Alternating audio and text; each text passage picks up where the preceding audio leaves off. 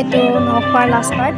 ভিডিঅ'খিনি কালিৰে কিন্তু মই দিব টাইমে পোৱা নাছিলোঁ এইটো ভিডিঅ'ত মই দেখাইছিলোঁ মাংসখিনি মই ছাইড কৰি লৈছিলোঁ আমি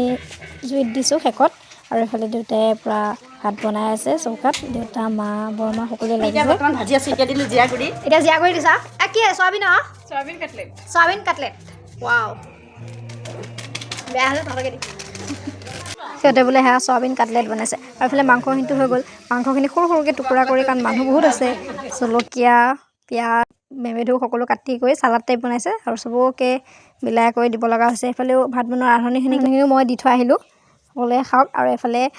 এই কাটলেটটো কিহে বনাইছে মই কৈ দিওঁ চয়াবিন আলু এই দুটাই বনাইছে চয়াবিনখিনি অলপ বইল কৰি ল'ব তাত মিক্সিত দি অলপ গুড়া কৰি ল'ব তাৰপিছত আলু বইল কৰি ল'ব চেপেটা কৰি বেচনৰ সৈতে মিলাই চেপটো আপোনালোকে নিজৰ ইচ্ছাই দিব পাৰে চেপটো নিজৰ ইচ্ছাই দি তেলত ফ্ৰাই কৰিলেই হ'ল ৰিফাইন তেলত খালি তেলটো সৰহকৈ লাগে আৰু যোনটো বস্তু দিছে সেইটো কলডিলৰ ফুলটোৰ বৰা দেই আৰু এইফালে মোৰ পিঠাটো